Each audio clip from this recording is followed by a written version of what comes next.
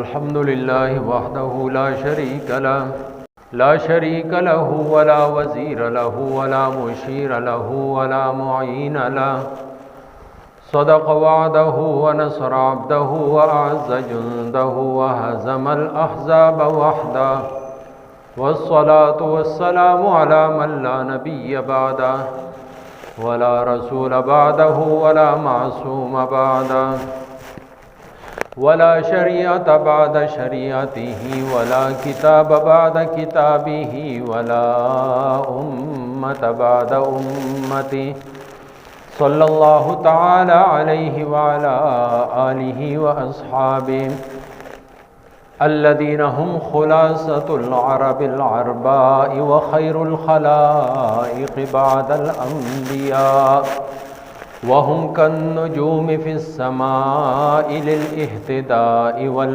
इक़्तिदा। अऊज़ु बिल्लाहि मिनश शैतानिर रजीम बिस्मिल्लाहिर रहमानिर रहीम। या अय्युहल्लज़ीना आमनू कुतिबा अलैकुमुस्सियामु कमा कुतिबा अलल्लज़ीना मिन क़ब्लिकुम लअल्लकुम तत्तक़ून। सदक़ल्लाहु मौलानल अज़ीम। वक़ाल अन्नबिय्यु सल्लल्लाहु अलैहि वसल्लम मन साम रमज़ान ईमानन वहतिसाबन गुफ़िर लहु मा तक़द्दम मिन ज़ंबिहि औ कमा क़ाल अलैहिस्सलातु वस्सलाम। व बल्लग़ना रसूलुहुन नबियुल करीम व नहनु अला ज़ालिका लमिनश शाहिदीन वश्शाकिरीन वल्हम्दुलिल्लाहि रब्बिल आलमीन। खुदा दर इंतज़ारे हमद मानीस्त मोहम्मद चश्म बर्राहे सनानीस्त। खुदा मदह आफरीन मुस्तफ़ा बस मोहम्मद हामिदे हमदे खुदा बस। मुनाजाते अगर बायत बयां करद बबेदे हम क़नाअत में तवा करद। मोहम्मद अस्तु में ख्वाहम खुदा रा खुदाया अस्तु इश्क़े मुस्तफ़ा रा। हरदम अज़मा सद दरूद व सद सलाम बर रसूलो आलो अस्हाबश तमाम। दरूद शरीफ। अल्लाहुम्मा सल्लि अला मुहम्मद व अला आलि मुहम्मद कमा सल्लैता अला इब्राहीम व अला आलि इब्राहीम इन्नका हमीदुम मजीद। अल्लाहुम्मा बारिक अला मुहम्मद व अला आलि मुहम्मद कमा बारकता अला इब्राहीम व अला आलि इब्राहीम इन्नका हमीदुम मजीद।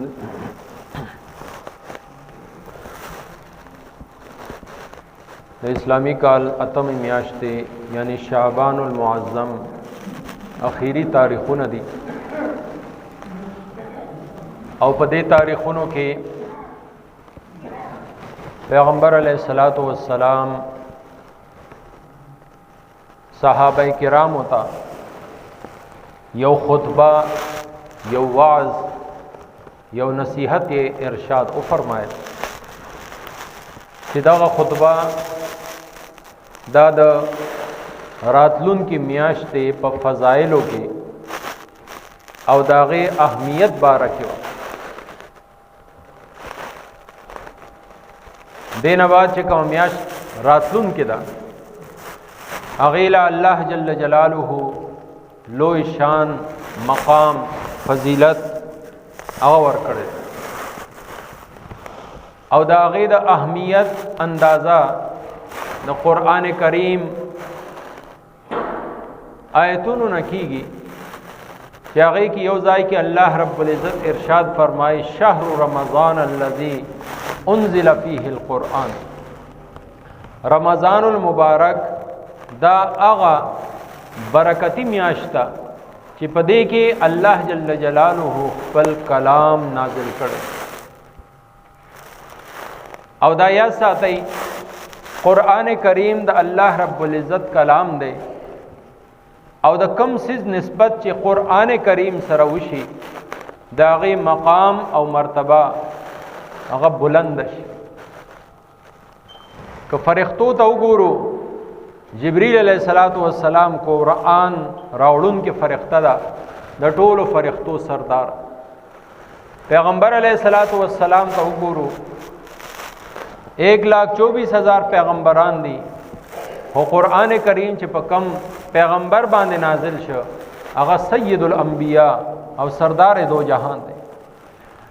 دا شانتی کوم خارونو کې چې قرآن کریم نازل شوه دی مکه مکرمه او مدینه منوره د دنیا د ټولو خارونو نه بهتر او افضل دی. په دغه ترتیب سره چې رازو میاشت خو 12 دي خو چې کوم میاشت کې الله رب العزت قرآن کریم نازل کړی دی دا میاشت د ټولو میاشتونو افضل او برتر ده. نو پیغمبر علیه الصلاۃ والسلام همدغه خبره په خپل د خطبه کې خپل د بیان کې ارشاد فرمایلا چې خلکا تاسو باندې یو لوی میاشت را روانه چې پیغمبر علیه الصلاۃ والسلام هغه ته لوی وایي د دې مطلب دی چې هغه کې څه خودي هغه معمولی میاشت نه ده بلکې د الله رب العزت د قرب او د نزدېکت حاصلولو د پاره یو لوی میاشت الله رب العزت ورکړي. بیا پیغمبر علیه الصلاۃ والسلام فرمایي چې دا هغه میاشت ده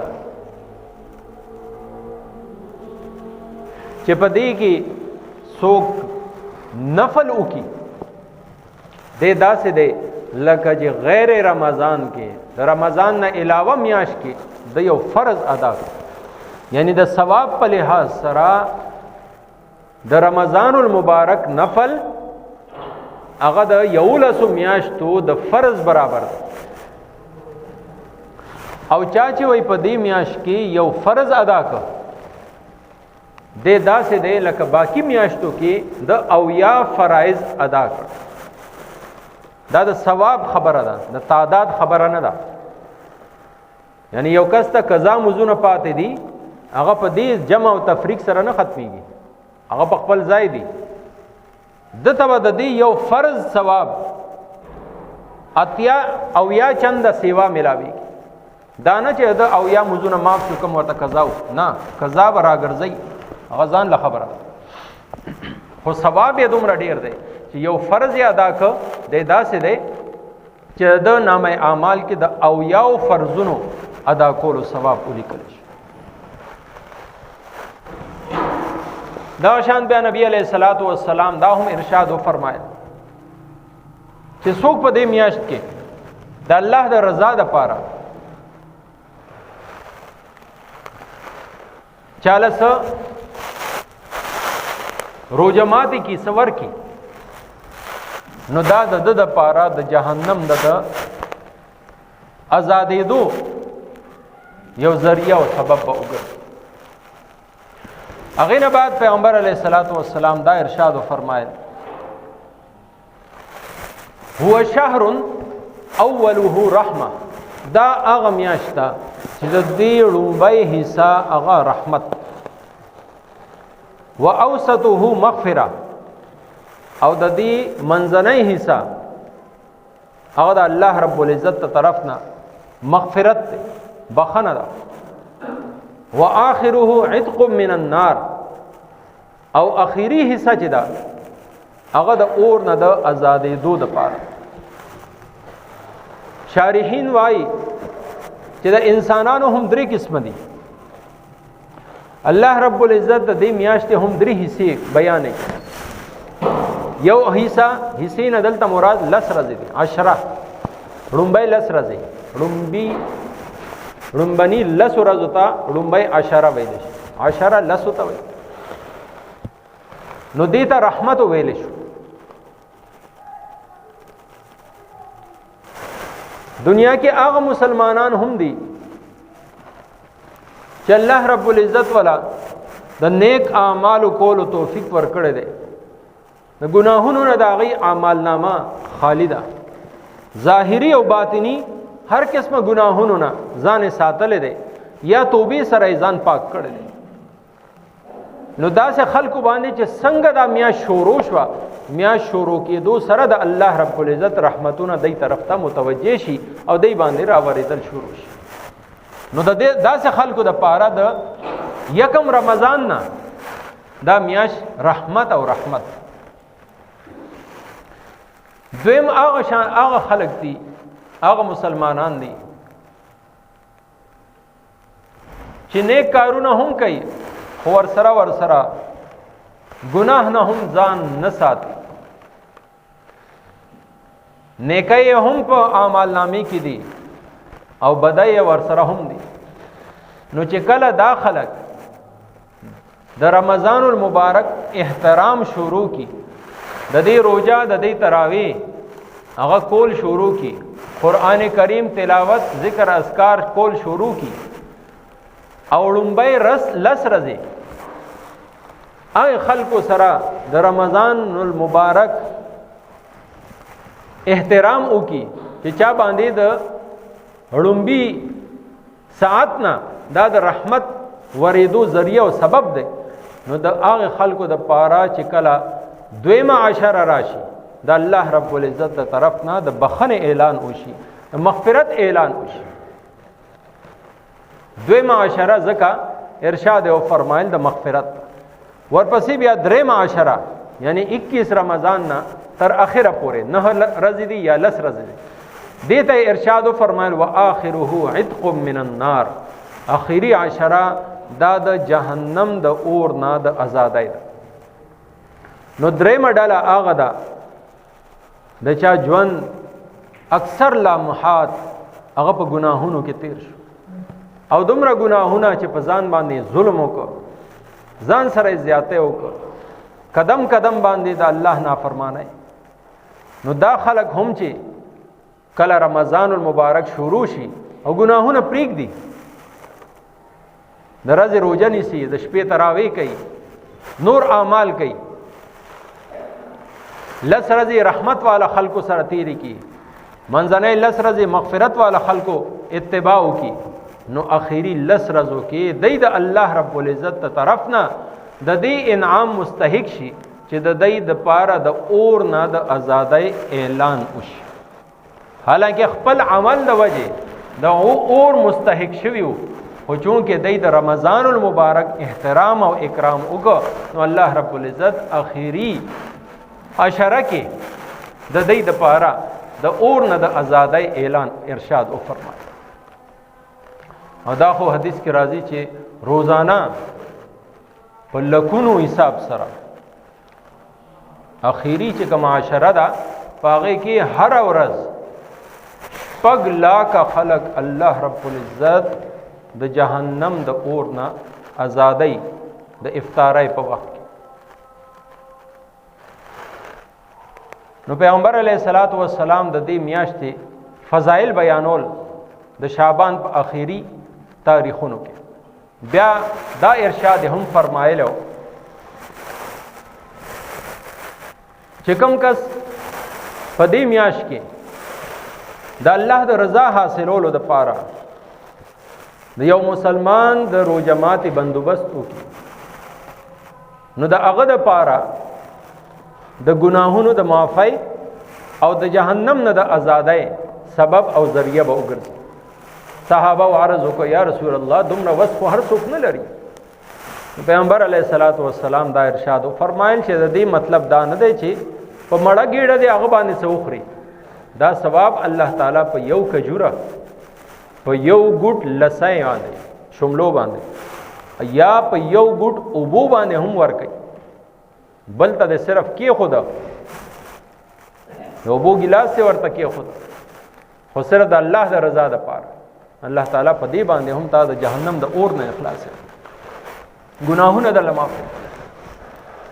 بیا نبی علیہ الصلوۃ والسلام دا ارشاد فرمایي چې دې میاش کې به د سلورو سيزونو خاص طور باندې اهتمام وکوي.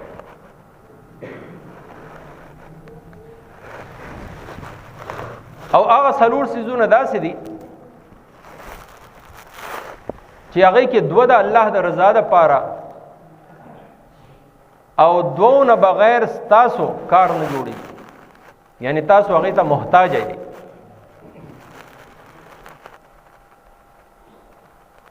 لومبي دوه چې دي هغه د لا اله الا الله کثرت، یعنی د الله رب العزت ذکر لا اله الا الله ډیر کثرت. سو زره ما ویلي دي چې علما دا فرمایي چې د کثرت مقدار د 300 نه شروع کیږي. 300 نه کم دی هغه کثرت کې نه راځي. 300 او 300 نه چې برازي دا کثرت دی، دا زیاتواله دی. نو کثرت سره هغه لا اله الا الله دی وای. او دویم کار دا الله نه دی معافی او بخنه غواړي، استغفار دې ډېر ډېر. پیغمبر علیه السلام ارشاد فرمایي چې زه روزانه سلزله دا الله نه بخنه غواړي. حالانکه د هر قسم ګناه نه پیغمبر علیه السلام پاک.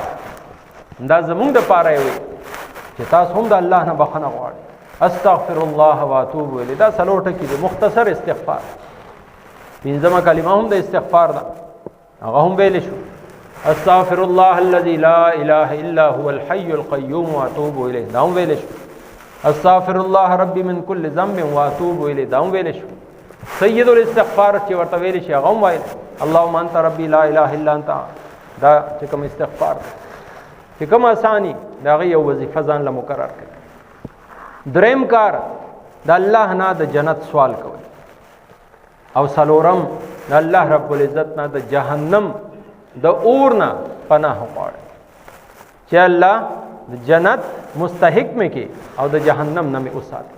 دا څلور واړه خبره لا اله الا الله، استغفر الله، اسالک الجنه واعوذ بک من النار. دا څلور خبره پیغمبر علیه السلام ارشاد فرمایي چې دا به کثرت سره کوي په دې میاشت. دا میاشت را روانه ده، الله جل جلاله دې زموږ ټولو د پاره دا د خیر او د برکت ذریعہ وګرځي او د دې صحیح معنو کې قدر کولو توفیق راکړي او زیات نه زیات دې کې د عبادت کولو او د الله د رضا کارونه کولو توفیق راکړي. وما توفیقی الا بالله.